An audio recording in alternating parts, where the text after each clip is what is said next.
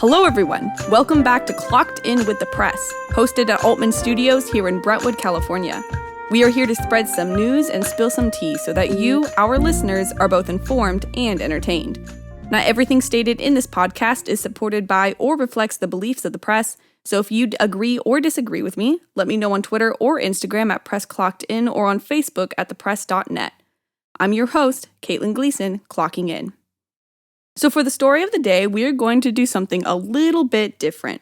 Normally, I would have a main news story or business feature to talk to you about for the duration of the episode. However, today we are going to talk to one lady about her life. To be more specific, for today's episode, we get to talk to a Mrs. Nancy Lawrence, who is turning 100 on October 3rd. Before we get to do that, however, let's go over the top stories of the week.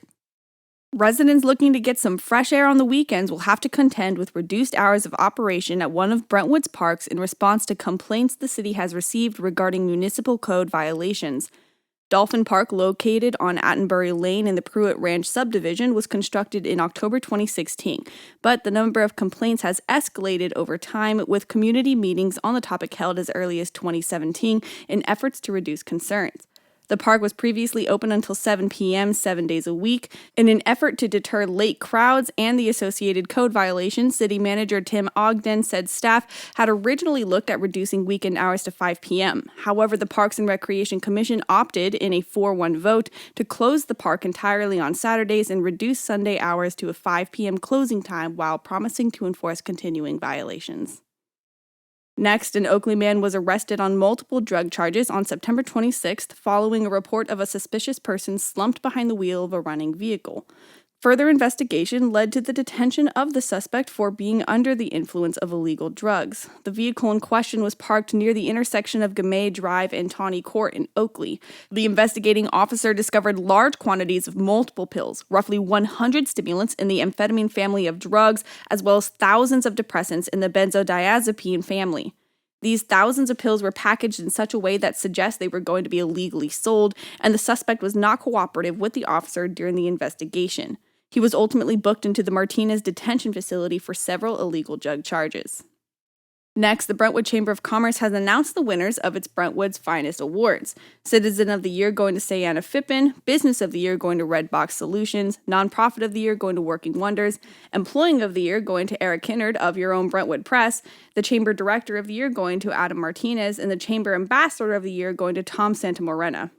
The organization will be hosting an outdoor celebration to honor the winners from 5 to 8 p.m. Thursday, October 21st at Serendipity Cellars Winery at 1600 Chestnut Street in Brentwood. Only 150 tickets will be sold to the event, so if you would like to purchase them, you can visit brentwoodchamber.com. Lastly, for hometown sports, for the 9th straight year, the Heritage High School girls golf team has been crowned as the champions of the Bay Valley Athletic League, securing its outright league title with last week's sweep against Antioch. With a title streak that dates back to the 2013 season, the Patriots own the third longest such streak on campus and have accomplished the feat with a program which embodies the ideals of interscholastic athletics. As the league champions, the Patriots are assured of a berth in the North Coast Section Division I Championships November 1st at Diablo Creek Golf Course. Despite that assurance, there is no doubt that the Heritage team will once again test itself mentally and physically with the 18-hole competition at Lone Tree on Monday, October 11th. Those were the top weekly stories. Let's get back to the topic of the day. Here to talk with me is Mrs. Nancy Lawrence, lifelong Bay Area native and current East Contra Costa County resident and 99-year-old superstar. Thank you for coming on the show, Nancy. Thank you for inviting me. You're turning 100 on October 3rd. Right. How does it feel to be turning 100 years old? Old. No, I feel very good for my age, really. Okay. So I'm very fortunate. You know, since you were born in the 20s, that means that you've lived through many big moments in American history. You've lived through the Great Depression, World War II, the Civil Rights era, the assassination of Kennedy, the shift from black and white television to television with color. You've even lived through cultural eras of Louis Armstrong and Frank Sinatra, Elvis, Bob Hope, and others. But you know, we're gonna start simple. Tell me about your family. How many siblings you had, where you grew up. I was born and raised in San Francisco. I'm the last of 9 children, 7 girls and 2 boys. My parents came from Ireland, and so we have that background. I've just had a wonderful life growing up in San Francisco going to school there, playing tennis in Golden Gate Park, and just having a good time. What was it like being a teenager during the 30s? Well, the war came later in the years, but we were just busy going to school. We didn't have any money. We weren't that rich or anything. And so the important thing was to get through school and get to work. What ended up being like one of your first jobs that you were able to get then? My first job, fortunately, my sister had been working for this gentleman. She was going to have her first baby. I was graduating from high school. So I went from high school in almost immediately in her job when she was quitting, and it was in a one-girl office in downtown San Francisco. I was very fortunate to get it because the jobs were scarce. You mentioned the war. When World War II hit, you would have been in your either late teens or early 20s. So tell me a little bit about what it was like being that age during that time and living in San Francisco during World War II. I think it brought us all united because of the conditions. We had, what do you call it, when you don't have enough of the certain groceries, you always had to have coupons to get eggs or milk or something. And it was a different time, but it brought us all together. Did you have any friends or relatives that fought in World War II? My brother was killed in World War II in Europe. Yes. And he was the breadwinner of the family. I see. So it was kind of rough. During that time, did a lot of your family all still live together? Or at that point, had they all kind of gotten into their own homes? No, I was the youngest, so most of them were married and gone from the home. My sister and I were the last ones at home, yeah. So you and your sister were kind of there to help take care of your mom and everything? That's right. Also kind of staying in the area of your younger years, but also to kind of bring it to a little bit of a lighter topic. I've heard that you met Bing Crosby and he happened to take a fancy to you while you were playing tennis. No? He didn't take a fancy to me. They just were looking for somebody to play a mixed doubles match. And so they needed a girl, so they asked me to play. So you played tennis with Bing Crosby? So I played tennis against. I was on the other side of the net. Oh, did you win? I can't remember. Do you remember what he was like? Very, very nice, very gentlemanly.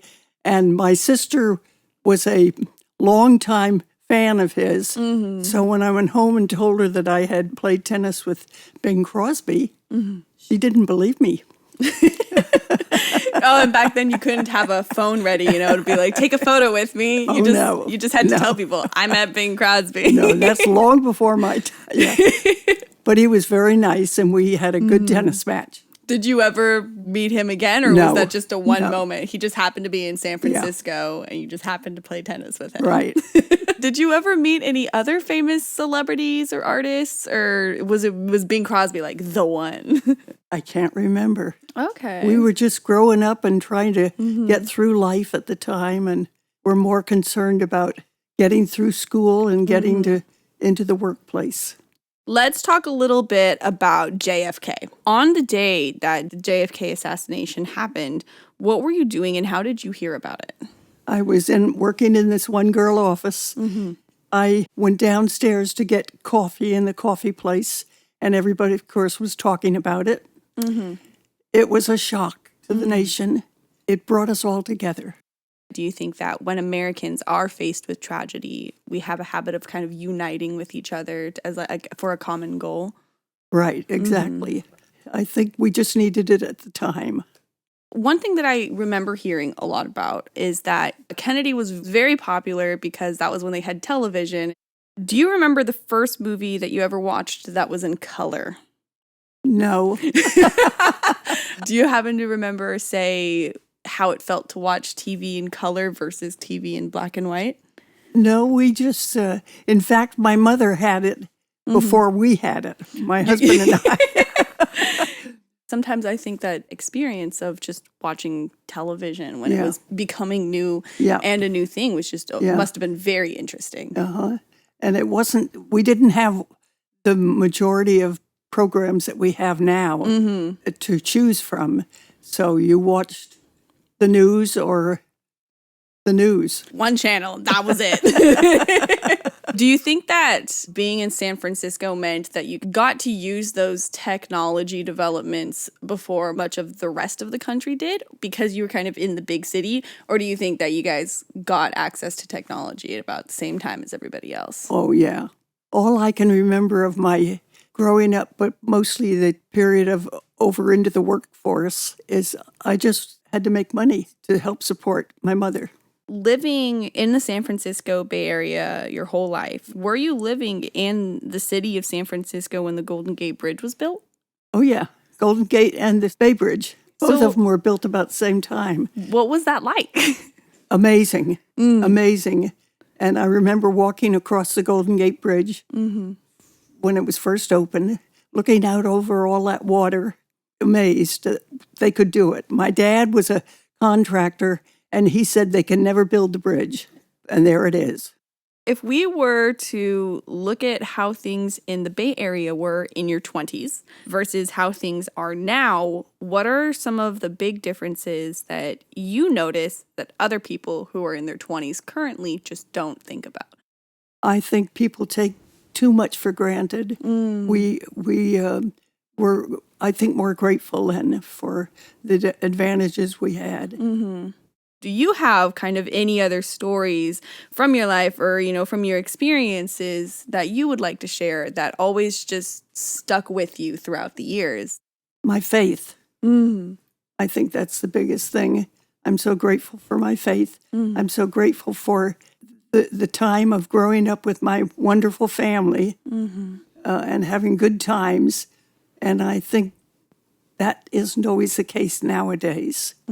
I had a good childhood. Were you raised in a Christian family? Yes. Okay. Very much so. My mother and dad both, I take that back. My mother was a Christian, and my dad was nothing, you might say. But he came to the Lord when I was a baby, and very grateful for that.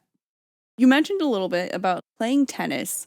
When it came to playing tennis, I've been informed that there weren't really professional leagues back then for women. No professional. Tell me a little bit about what it was like to play tennis on what they call the amateur level. Did any of your siblings play tennis? My sister was number 2 in the country. Wow. She was very good. I remember the time when one of the ladies became involved in making tennis professional, which to me changed the whole atmosphere because people were playing for money then. They started playing for money, whereas I played it for fun and exercise. Since there was no professional league, then you guys weren't able to be paid as women when you were couldn't playing take a tennis. penny. You couldn't take a penny. If you did, you couldn't play in the tournaments then. Did you still have to pay to be in the tournament? Yeah, we had to pay to be in the tournaments. My last question for you is, what is some wisdom that you would like to share with other people in our community? Just enjoy life. Be grateful. I'm just so grateful for my health and that I've gotten this far. And I'm still amazed. I realize that I've said why in the past to God, and I've been told not to say that. And I'm here for a reason, and so I just hope I can fulfill whatever he has me to do. That was beautiful. Thank you so much for coming in today. Thank you for asking me. That's it for today's special episode of Clocked In with the Press. What did you think? What are memories from your childhood or younger years that you think will stay with you as you get older? And what was your favorite story that you heard from our guest speaker today? Let me know what you think on Twitter or Instagram at PressClockedIn or on Facebook at thepress.net. You can stay updated on the latest happenings in East Contra Costa County at www.thepress.net. There are a million people with a million stories, and I hope to cover them one episode at a time. I'm your host, Caitlin Gleason, clocking out.